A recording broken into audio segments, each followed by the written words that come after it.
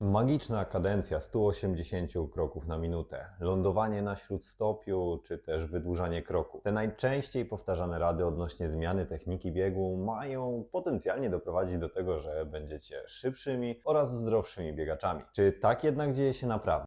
Czy może zmieniając technikę jesteś w stanie wpłynąć na większe ryzyko kontuzji? O tym, czy zmiana techniki przynosi korzyści i czy jest konieczna dla zdrowego biegania, opowiemy sobie w dzisiejszym odcinku Faktów i Mitów. Temat ten jest bardzo istotny, ale też bardzo często podnoszony w internecie podczas różnorodnych dyskusji. Mamy też bardzo wiele szkół czy metod treningowych, które opierają się stricte na zmianie techniki biegu, jej korekcie bądź wprowadzeniu odpowiednich elementów w codzienne bieganie w trakcie procesu treningowego. Jednak nie zawsze osoby, które propagują takie podejście, zastanawiają się nad uniwersalnością swoich rad, bądź też tym, jakie ewentualne problemy czy też ryzyko niesie ze sobą wprowadzenie nagłych zmian. Przyjrzyjmy się kilku elementom, które najczęściej są podawane jako te korzystne zmiany. Czy warto rzeczywiście zwracać na nie uwagę? Czy warto jest to robić nagle i szybko? Czy może jednak lepiej jest przyjąć nieco inne podejście? Skupmy się więc na wymienionych przeze mnie uprzednio elementach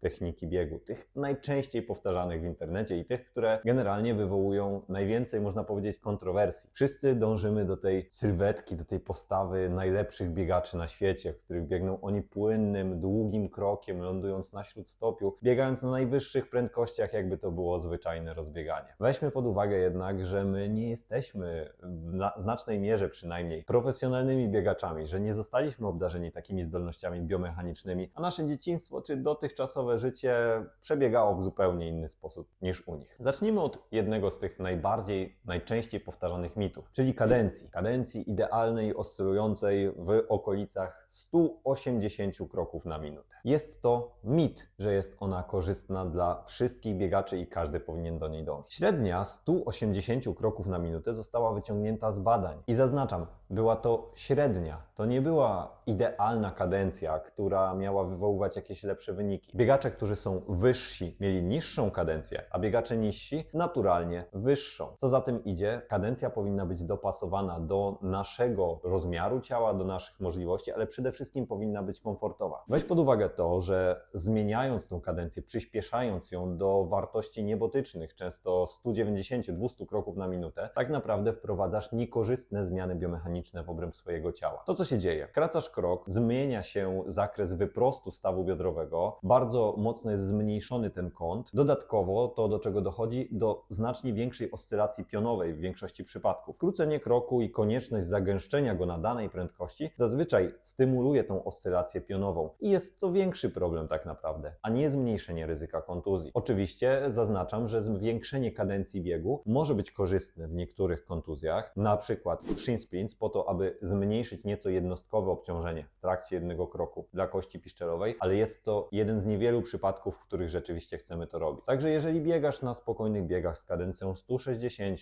170, a nie osiągasz tej mitycznej kadencji 180, nie przejmuj się, nie jest to bardzo duży problem. Powinieneś odczuwać przede wszystkim, że biegnie Ci się płynnie, że biegnie Ci się naturalnie, a ewentualne zwiększenie kadencji zostaw dla szybszego biegania. I to jest również prawda, że razem ze wzrostem prędkości do prędkości startowych, półmaratońskich, na 10 km czy też maratońskich, ta kadencja na naturalny sposób będzie rosła przy tych wyższych prędkościach. Nie ma więc sensu skupiać się na tym, aby w jakiś sposób zwiększać swoją kadencję. Zostań przy swojej naturalnej. Drugim elementem, który jest bardzo często wskazywany jako ten modelowy, jest wydłużenie kroku biegowego. Czy jest to dobre podejście? Jeśli dzieje się za pośrednictwem poprawy naszych zdolności motorycznych, chociażby wyprostu stawu biodrowego, czy też poprawy siły mięśni pośladkowych, wtedy nie ma problemu, jest to ok.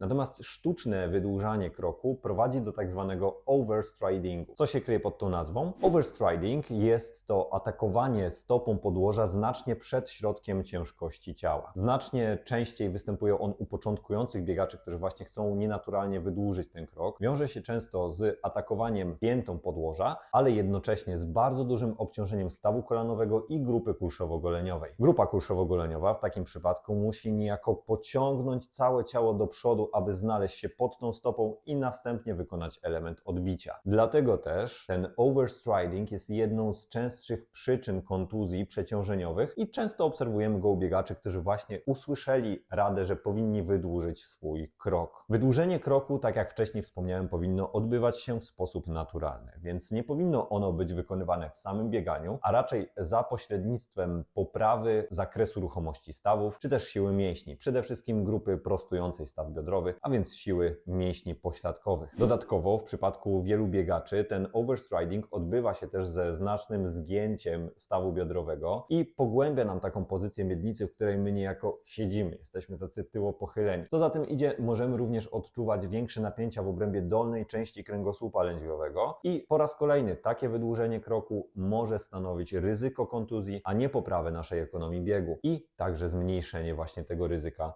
urazów. Trzecim elementem, do którego wiele osób dąży w takim bardzo szybkim stopniu i chce go poprawiać, jest lądowanie na śródstopiu. Lądowanie na śródstopiu, które obserwujemy u tych najlepszych biegaczy na świecie, w momencie, w którym przemieszczają się oni dosyć szybko do przodu, wygląda rzeczywiście pięknie. Krok jest sprężysty, wygląda niejako jakby biegali na pewnego rodzaju trampolinach. Natomiast weźcie pod uwagę, że jeżeli przez większą część swojego życia atakowaliście piętą podłoże i chcecie nagle zmienić taki właśnie wzorzec, w takim przypadku bardzo mocno będziecie obciążać tylną taśmę, a przede wszystkim Achillesa oraz grupę kulszowo-goleniową. W niejednym przypadku doprowadza to do zapaleń, do wywołania procesu tendinopatii, czy po prostu do przeciążenia tylnej grupy mięśni łydki. Jednocześnie nie jest to bardziej ekonomiczny sposób do biegania dla większości osób. Dlaczego? Dlatego, że wymaga on bardzo dobrze rozwiniętej siły mięśni podłudzia, po to, aby utrzymać stopę w prawidłowej biomechanice i jednocześnie, aby być w stanie skorzystać z tych właściwości sprężystych. Dlatego też większość biegaczy po przebiegnięciu chociażby 1 kilometra taką nową techniką odczuwa już bardzo duże zmęczenie w obrębie tych grup mięśni. Jest to po raz kolejny spore ryzyko, jeżeli będziemy próbować zmienić sobie nagle tą technikę na technikę ataku śródstopiem, możemy zacząć odczuwać bóle w okolicy Achillesa, bóle w obrębie rozścięgna podeszwowego, czy też bóle w obrębie naszej łydki. Nie chcemy do tego doprowadzać, dlatego również zmiana w tym zakresie powinna odbywać się stopniowo. Nie mówię, że jest ona całkowicie zła, natomiast w kontekście innych rzeczy, o których powiemy później, na które o wiele bardziej warto zwrócić uwagę, jest ona naprawdę z marginalną korzyścią dla redukcji ryzyka kontuzji. Jest to po prostu mit, że w jakikolwiek sposób będzie nam to zapobiegać temu ryzyku, ponieważ owszem, może zmniejszy się ryzyko dolegliwości bólowych stawów kolanowych, ale jednocześnie zwiększamy ryzyko dolegliwości bólowych Achillesa, czy też stopy. Skąd biorą się w ogóle takie mity? No, pierwsza sprawa to jest to, że bardzo często obserwujemy tych naszych idoli biegowych i po prostu chcemy być tacy jak oni. Patrzymy na najlepszych maratończyków świata i obserwujemy ten długi, sprężysty krok, lekkie pochylenie tułowia do przodu, lądowanie na śródstopiu, ten bardzo taki płynny proces biegu i chcemy zrobić to samo. Owszem, możemy dążyć do ideału, natomiast tak jak wcześniej wspomniałem, próba robienia tego poprzez samą zmianę techniki biegu może skończyć się dla nas niekorzystnie. Dodatkowo mit ten jest bardzo często niestety rozpowszechniany przez niektórych trenerów, którzy generalnie mają na celu poprawę tej jakości biomechaniki. Z tym, że bardzo wielu trenerów motorycznych i bardzo wielu trenerów biegowych, których obecnie mamy na rynku, wywodzi się też z dyscyplin krótkich, czyli na przykład ze sprintu. W sprincie obserwujemy zupełnie inny wzorzec biomechaniczny biegu niż to jest w biegach długich. Więc jeżeli próbowalibyśmy zaaplikować taką modelową technikę sprintera, czyli bardzo wysokie zgięcie stawu biodrowego, ściąganie nogi przed sobą bezpośrednio na podłoże, lądowanie na śródstopu, bieganie niejako takim, można powiedzieć, lekkim wieloskokiem, czy też skipem A, dla uproszczenia oczywiście, będzie wywoływać u znacznej większości osób zaburzenie ekonomii biegu, a dodatkowo zwiększenie ryzyka kontuzji, o którym powiedziałem wcześniej. To jest również bardzo istotne. Jeżeli chcemy zmienić naszą technikę poprzez samo myślenie o niej w trakcie biegu, generalnie możemy zrobić sobie krzywdę. Dlaczego? Zwróćcie uwagę na to, jak wiele elementów bierze udział w tworzeniu takiego naszego kroku biegowego. Jeśli będziemy na przykład skupiać się tylko i wyłącznie na tym, żeby zmieniać kadencję, bądź wydłużać krok, czy też starać się lądować na śródstopiu, zmieniamy tylko ten jeden element i z dużym prawdopodobieństwem, myśląc cały czas o zmianie tej techniki biegu, wywołujemy również zaburzenie w innych elementach ciała. Po prostu burzymy te kompensacje, które nasze ciało nabudowało przez lata pewnych wzorców ruchowych. Tak jak wspomniałem wcześniej, nie znaczy to, że nie możemy możemy tego robić w ogóle. Natomiast zmiana techniki biegu poprzez myślenie o samej technice biegu w trakcie treningu nie przynosi zazwyczaj nic dobrego, a skutkuje właśnie dodatkowymi kontuzjami. Pojawiają się wtedy różnorakie bóle, na przykład wspomniane przeze mnie bóle Achillesa, bóle tylnej części łydki, bóle rozcięgna podeszwowego, czy też bóle w dolnej części grzbietu. Chcemy tego uniknąć, dlatego czy jest jakiś element, czy są jakieś rzeczy, które warto jest zmieniać podczas biegu, które w realny sposób wpłyną na zmniejszenie ryzyka kontuzji? Otóż oczywiście. Pierwszą z nich jest redukcja czegoś, o czym wspomniałem wcześniej, czyli tego overstridingu. Staramy się nie wydłużać tego kroku na siłę poprzez to przednie grzebnięcie, poprzez zgięcie stawu biodrowego i wysuwanie nogi przed środek ciężkości. Staramy się tutaj wprowadzić lądowanie bezpośrednio pod środkiem ciężkości naszego ciała. Takie naturalne skrócenie kroku, czyli doprowadzenie go tak naprawdę do tych warunków indywidualnych, prawidłowych dla nas, prowadzi również często do zwiększenia kadencji, ale nie w sposób sztuczny. Dzięki temu osiągamy dosyć dobre wyniki, jesteśmy w stanie zaadaptować się dosyć szybko do zmiany techniki, jednocześnie redukując ryzyko dolegliwości związanych z overstridingiem. Drugim elementem, na który zdecydowanie warto zwrócić uwagę, jest tak zwany bieg koszący, czy tak zwany bieg crossover. Na czym on polega? Na tym, że stawiając obie nogi, stawiamy je niejako w linii, krok po kroku, czyli stopa znajduje się przed stopą. Wywołuje to bardzo duże siły nakładające się na przyśrodkową, ale również na boczną część stawu kolanowego. Po stronie przyśrodkowej dochodzi do dosyć silnego naprężenia więzadeł, po stronie bocznej dochodzi do większej kompresji, co może skutkować dolegliwościami na przykład typu ITBS. Dzięki temu, że będziemy w stanie zredukować ten bieg w stylu crossover, płyniemy na lepszy rozkład właśnie sił pomiędzy przyśrodkową a boczną częścią stawu kolanowego, stawu biodrowego, czy też stopy. Jednakże ciężko jest to zrobić właśnie za pośrednictwem myślenia o samej technice biegu. Może to być bardzo nienaturalne, możecie czuć się sztywno. Dlatego też tutaj dedykowane są specjalne ćwiczenia, które pomagają nam w zbalansowaniu siły mięśniowej, zbalansowaniu elastyczności grupy przyśrodkowej, grupy bocznej, mięśni uda, miednicy i podudzia, ale także zadbanie o to, aby wykonywać prawidłowy zakres rotacji w obrębie obu bioder. Trzecim elementem, na który warto zdecydowanie zwrócić uwagę, jest zakres wyprostu w stawie biodrowym. Bardzo często wywodzimy się z zawodów siedzących i to nasze bieganie ma za zadanie skompensować te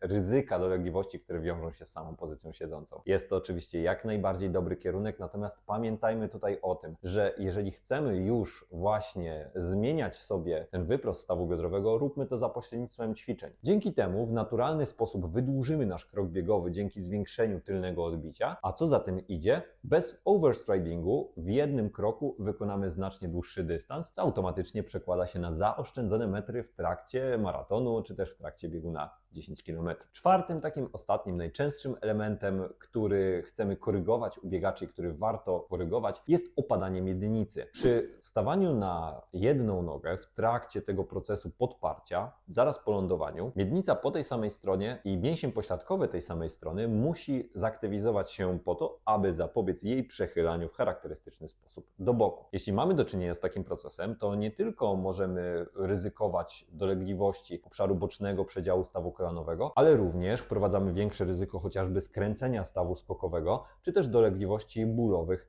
Achillesa. Dodatkowymi dolegliwościami, które w tym przypadku mogą wystąpić, są tendinopatie mięśni pośladkowych, czy też zapalenia kaletki krętarza większego. Dlatego też za pośrednictwem odpowiednich ćwiczeń jesteśmy w stanie zwiększyć sobie siłę tego mięśnia pośladkowego średniego i mięśni skośnych brzucha, które mają nam za zadanie utrzymywać tułów w prawidłowym ułożeniu, a co za tym idzie, minimalizować to opadanie miednicy. Minimalizowanie opadania miednicy przy tym lądowaniu jednonóż jest również bardzo ważne z punktu widzenia biomechaniki i ekonomii biegu, ponieważ jeżeli nasze ciało nie musi dodatkowo wykonywać pracy związanej z ponownym jej uniesieniem, przeniesieniem następnej kończyny w przód przy następnym kroku, jest to po prostu bardziej ekonomiczne, zużywamy mniej energii na jeden krok. Czy warto zatem zmieniać technikę biegu? Owszem, ale dopiero w wyniku ćwiczeń, nie w wyniku zmieniania samej techniki biegu i na pewno nie w przypadku takim, w którym chcemy prowadzić te pierwsze 3 zmiany, o których mówiłem. Starajmy się podejść do tego z głową, najlepiej konsultując się wcześniej ze specjalistą, z tego względu, że taka indywidualna analiza techniki biegu, którą wykonuje właśnie fizjoterapeuta czy też trener i dopasowane do tego zalecenia, są generalnie najlepszą drogą do tego, żeby podjąć pracę nad swoimi mankamentami technicznymi i sprzyjającą temu, aby bieg był jak najbardziej pozbawiony ryzyka kontuzji, jednocześnie przyjemny i ekonomiczny. Taką analizę możecie wykonać u nas w Synferii, także jeżeli tylko potrzebujecie, serdecznie zapraszamy, zajmiemy się Wami kompleksowo. A czy Ty kiedyś próbowałeś zmienić technikę biegu? Jeśli tak, daj znać koniecznie w komentarzu. I ostatnia szybka prośba. Ten materiał powstaje dzięki wsparciu patronów. Dzięki nim mogę wypuszczać takie materiały częściej i oddawać te rzeczy związane z montażem osobom, które lepiej znają się nad tym ode mnie, a ja mogę skupić się na tym, aby przekazywać Wam najlepszą, najbardziej sprawdzoną wiedzę, która może posłużyć Wam wszystkim zupełnie za darmo. Jeśli więc chcesz wspierać tego typu treści i mój rozwój jako twórcy, koniecznie zajrzyj na Patronite. Za każde wsparcie serdecznie dziękuję. Tymczasem zasubskrybuj kanał, zostaw łapkę w górę i do zobaczenia